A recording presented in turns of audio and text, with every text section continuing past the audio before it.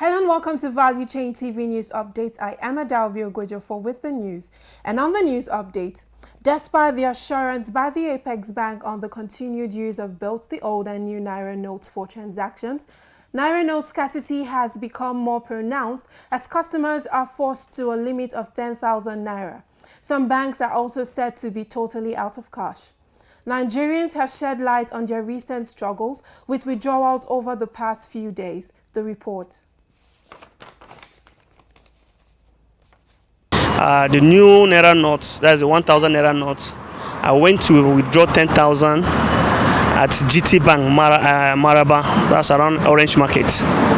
So the ATM cannot dispense 10,000 Naira of the new notes. I only have to collect 5,000 from my UBA account and then 5,000. That's I use two different cards just to withdraw that 10,000 Naira for the new currency. But the old currency is dispensing normally, but the new currency is not dispensing.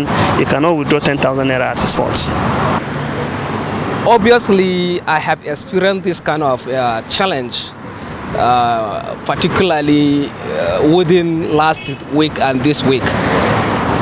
Anywhere you go, you cannot have an access to get enough cash in a bank, even in some POS vendors, because when you go to them, they won't give you too much money in cash. They will just tell you that you have to get either 10,000 Naira or 20,000 Naira, the highest limit that even the POS vendors used to give the customers. Yeah. I just came to the bank, irrespective of what we are going through last time in case of money something. We know that we don't want to experience what we experienced that time, scarcity of money, because a lot of people went through a lot. You have money in your account, you cannot be able to have asset in it. If government want to help the masses, he has to prevent scarcity of Naira by printing new currency, so that by the time we have excess new currency, nobody is going to experience scarcity of money. The Nigerian Upstream Petroleum Regulatory Commission, NUPRC, has revealed plans to reduce Nigeria's carbon emission by as much as 7 million tons of carbon dioxide (CO2) emission per year with the implementation of the Nigeria Gas Flare Commercialization Program. Chief Executive Benga Komolafe made this known while delivering his keynote address at a roundtable discussion at the ongoing United Nations Climate Change Conference 2023, COP28 in Dubai, United Arab Emirates. Komolafe also unveiled the regulatory framework for energy transition, decarbonization, and carbon monetization for upstream operations in Nigeria. Nigerian children have joined their voices to demand for action and to remind the federal and government at sub-national levels about the multiple effects of climate change. The children expressed this while speaking at the COP28 stimulation event on climate change organized by Save the Children International, stressing the need for governments to set aside funds that will help tackle the current climate change. S.A. Ufoma completes the report. With world leaders currently meeting at the United Arab Emirates, Dubai, to deliberate on climate change, Nigerian children have called on them to allocate more budget for climate activities to provide more sustainable solutions and a resilient future. A member of the Kaduna State Children Parliament, Nana Kabir, asked the government at all levels to educate citizens on the need to build houses in islands to avoid flooding, expressing worries that flood in recent times swept communities within the riverine areas. The children's voice coming at a time the world leaders and stakeholders take their spaces in the historic gathering reminds the world of the broad-based commitments desired to tackle the climate challenges. For Value Chain TV, S.A. Ufoma reporting.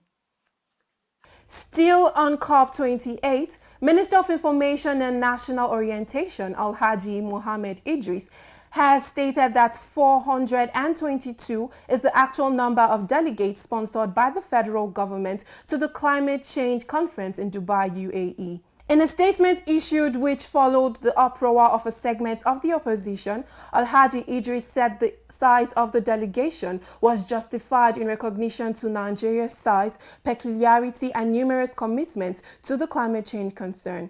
Some Nigerians shared their opinion with Value Chain TV following the latest clarification by the minister. I don't think government actually sponsor all those people. Government has come out to make clarification concerning that. Most of the people that went for that program went on their own, and some are sponsored by their organizations. And I think it's a good thing to seek for opportunities for the nation. You know, inviting the investors to come to the nation. It's a good idea, it's a good thing. I think there is a huge amount of this thing. The delegates, I think they are too much. And anyway, they're getting a number of people to go and represent us there. I think there's nothing bad about it. But the numbers are required, I think it's too much. If they can cut down, it will minimize the cost too. You know, the country is in pain right now. Everybody is hungry. And the same people took all those number of almost 150, 160 people, because they will never tell us the truth until we see the paper sign and we know. But to me, in person, that is waste of resources. Whatever they are going there to do can be done here remotely. The world is global, it's IT now. If it is a meeting, you want them to learn something and watch, you can still project that thing right here in Nigeria. And so many of that costs you put together to take them out can still be done within the country. So it is not wise for the government. But whatever decision that the government have, just like they said, after the government is God, then after God is the government. But we are the receivers of this government, and if they are not doing the right thing, we should be outside there and criticize them, because the same people that are in the government, we voted them there. The Group Chief Executive Officer NNPC Limited, Mr. Mele Kyari, has said the African continent needs a just, differentiated transition to enable it to harness its resources for the benefit of its future generations. The GCEO made this known while speaking at a regional CEO panel organized by McKinsey and Company on the sidelines of the ongoing United Nations Conference on Climate Change COP28 conference in Dubai, UAE. The GCEO said the world must understand Africa's peculiarities in addressing the effects of climate change on energy businesses. With Nigeria forecasted to be among the global top 10 economies by 2035 and third in terms of the global population by the same year, it is critical that the energy poverty question be discussed as nations unite to achieve net zero by 2050. According to him, with abundant natural gas reserves of 206 trillion cubic feet that have the potential to rise to 600 trillion cubic feet, Nigeria is currently utilizing gas to drive its journey towards energy transition. Former Governor of Kaduna State, Nasiru El-Rufai, has revealed plans to launch a $100 million venture capital fund for startups in Nigeria, especially for those in the Kaduna tech ecosystem. El-Rufai disclosed this while speaking to newsmen during the Africa Investment Forum in Marrakesh, Morocco. Planning to match his ambition with action, the ex-governor expressed willingness to stake $2 million of his money for the offtake of the fund, while also convincing investors to provide the remaining funding. Minister of Innovation, Science and Technology, Chief Uche Godfrey Inaji, has lamented that despite having millions of welders, Nigeria still loses an estimated $10 billion annually in revenue by importing welders with international certification. Chief Inaji said this while unveiling the national policy on welding and welding-related fields and a strategy implementation action plan in Abuja. Inaji disclosed that the federal government will collaborate with the Nigerian Institute of Welding to establish 6 centers of welding excellence in the 6 geopolitical zones, in line with the policy thrust of the Renewed Hope agenda of President Bola Tinubu. He said these centers will provide training and ISO certification to local welders, empowering them to work locally and internationally. The federal government has budgeted 40 billion naira for the settlement of the electricity bill debts of ministries, departments and agencies in 2024, according to the details obtained from the Chairman Senate Committee on Appropriations, Solomon Adeola, indicating sectorial allocations. In its Nigeria Public Finance Review report, the World Bank has earlier disclosed that the failure of many federal, state and local government MDAs to pay their electricity bills was one of the reasons the government pays electricity subsidies as part of the many factors responsible for the underperformance of the power sector. Some Nigerians who spoke to Value Chain TV shared their insights on this against the backdrop of government's increasing attempt to prioritize renewable energy sources. Maybe they just want to use the money to make it better, because I know that to generate the power costs a lot of money. They know what they want to do.